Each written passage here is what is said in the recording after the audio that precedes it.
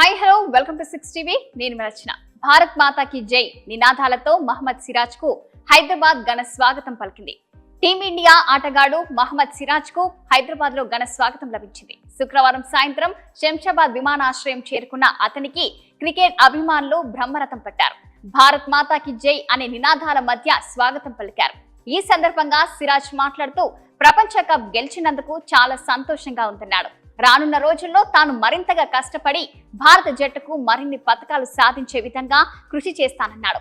Champion గా నిలిచిన అనుభూతి వర్ణించడానికి మాటలు రావట్లేదన్నాడు. ఇది హైదరాబాద్ కు గర్వించదగ్గ క్షణాలు అన్నాడు. శంషాబాద్ విమానాశ్రయం నుంచి వచ్చిన సిరాజ్ కు మెహదీపట్నంలో క్రికెట్ అభిమానులు ఘన స్వాగతం పలికారు. అనంతరం అతనిని వాహనంలో ఊరేగించారు. సరోజిని కంటి ఆసుపత్రి నుంచి ఈద్గా మైదానం వరకు రోడ్ షో నిర్వహించారు.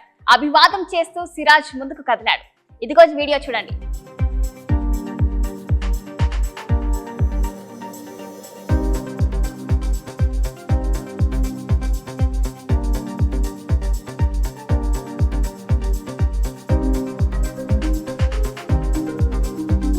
మరో అప్డేట్ తో మళ్ళీ కలుద్దాం. చూస్తూనే ఉండండి 6 టీవీ.